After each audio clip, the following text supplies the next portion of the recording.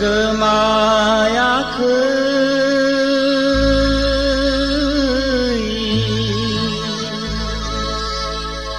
गोथार नेरसोन बर'नि बायखोन्दा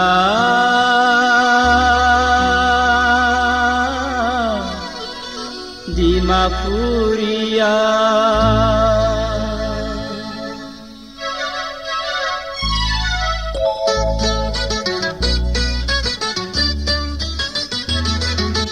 गोमायाखै गोथार नेरसोन बर'नि बायखोन्दा डिमापुरिया देंखोआ दाबोनो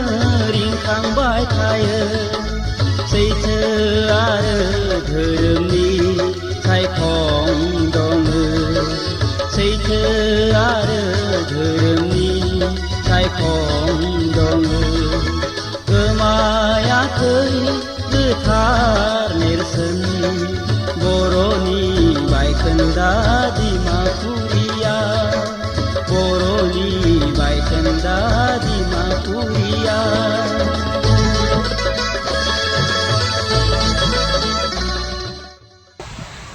Borpetar, gorgang Karua. Abiniफ्राय आं शिशुमानिनि गाम्बुरानि मंगल गाम्बुरानि दंना गैया मंगल गाम्बुराया दङ बिनिफ्राय कागज लाबोनानै स्टेसनाव होदो लादु मानसिया ओरैनो बेयावनो थायो आङो बुङो आइजा न' दं बेसे गोबाव जाखो मुदिया नरेन्द्र मुदिया न' बानायदों न' बानायना होदों ना आरो खादौदोंमोन ना आंखौ बा एबाव माबा पुलिसफोरखौ थिथिनानै आं आरो दिनबाय बेयाव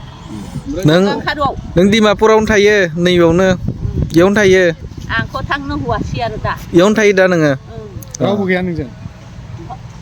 थानो होआ ओमफ्राय बेयाव दा हाग्रा दुजोबा बेखौ बे रावबो फोसाबफैया नामा हाग्राफोरखौ फिसाखौ फायनो होदो फिसाफोरा फायाबा आं माबा खालामनो नाङा बुंदो फिसाफोरा फायबोला मोजांनो साफा खालामदो गिदिर बर'फोर फैगोन ना फैया हायो सब बुस्थु फैयो आखौबा गिदिर बेसे गोबाव जाखो नोंलाय बर'फ्रा फैबा मोजां मोनो मोजां मोनो नों बेसे गोबाव जाखो इयाव बोसोर बेसे जाखो इयाव एबाव फायनाय थांनाया नोङो नों थानाया 2 बोसोर 3 माह नों हारसिं थायो लराटू एक बार 2 बार हे आइगोन ना एक बार के बेखौ बयला मिन्दासिले जुलिया हिबेसिदा मानतु कुसिल जुलिया हि 2-3 बोसोर जाहैबाम कय आहानाय बर' थगाय फैलाय न इनि मानसिफोरा मा रायलायो बर' रायलायो ना डिमासा रायलायो बर' नागासो नागा नागा रायलायजोबो नोंना मा नाम बिसोर आं आसामिस आं एरैनो आं नों एसामिसाव बुङो बिसोर हिन्दी रायलायो आबै आंनि नामा नयाव मिखिर बुङो मिखिर स्कुलाव रुके बुङो टाइटेला आंनि आइ आफानिया सरगियारि आरो हौवानिया बुरु दंना गैला आबौआ फैबाय पागला थानायाव लांनायाव पागला थानायाव बुंदोंमोन ना बियो बर'फोरनि मोन ना सोरनिबामोन बियो ना डिमासा बर'नि डिमासानि नङा बिनि थाखाय डिमासाया लानो नामायदोंमोन आं होआखै रां जालायदो बुदु आंखौ बर'फोरनि खासोना बियो आरो नागायाबो बुदु आं हुआ बुंदो नोंखौ बुनाय खानानै बुंदों बुदु आंखौ खानानै बुदों ना खानानै आं तथापि आं थाङाखैना नों ओंखाम जाबाय नों संना जायो मारै थायो नोंलाय मारै जायो फैसाया बहानिफ्राय मोनो आयो बथल फानदोंमोन बथल फानो दा मुदाया बुंदो नों खननो नाङा आरो बथल खननानै 6000सो जुमायदोंमोन आं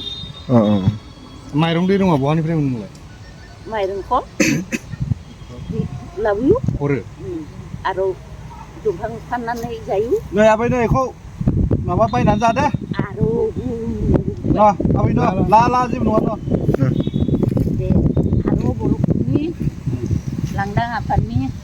रायजोखौ मोनगोन नोंसोर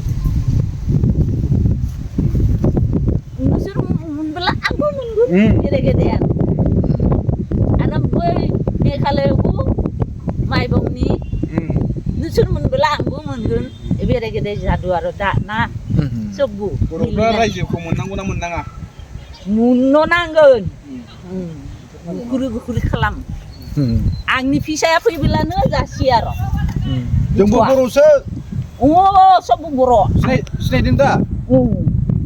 सिनायदो आं खुंगो जादु मानो नोंसोर मोनसे गोजोनथाव खौरां क'क्राझार सहरनि जेडे र'डजों नांजाबनाय गोजोनपुरि रयेल एनफिल्ड श'रुमनि गोजौआव थानाय आइ आफा बिएम इनस्टिट्युट अफ पेरामेडिक्स बेखेवदों बे आइ आफा बिएम इनस्टिट्युट अफ पेरामेडिक्सआ नोंथांमोननो लानानै फैदों देहा जोथोन लाखिनायनि माखासे आयदाफोरनि 2024-2025 मायथाइनि मुं थिसननाया फैगौ 15 जानुवारिनिफ्राय जोबथा मार्च दानसिम सोलिगासिनो दङ 10+2नि उथ्रिसारनाय बिजाथि एबा फरायसाफोरा बे पेरामेडिक्सआव गावारि सोलोंथाइखौ लानो हागोन क'क्राझार सहरनि गोजोनपुरि एबा गांजिमा बाजारजों नांजाबनाय आइ आफा बिएम इनस्टिट्युट अफ पेरामेडिक्सआ नोंथांमोननि थाखाय गोदान मुं थिसननाय आयदाफोरा जादों medical laboratory technology first aid patient care and assistant nursing अटि technician ICU technician radiology technician कर्सखौ 2 बोसोरनि गेजेरावनो आबुं खालामनानै बिएसएस डिप्ल'माखौ लानो हागोन लोगोसे गासैबो डिप्ल'माखौ लानायनि उनाव सोरखारि साख्रि मोननायनि सुबिदाबो दङ जुदि नोंथांमोनहा बेफोर कर्सनि थाखाय गोदानै मुं थिसननो गोसो दङब्ला आइ आफा बिएम इनस्टिट्युट अफ पेरामेडिक्सनि नैबे जानबुं नम्बर 9395899391 एबा 8638391746 आव थोंजों सुलाद लाहरनो हागोन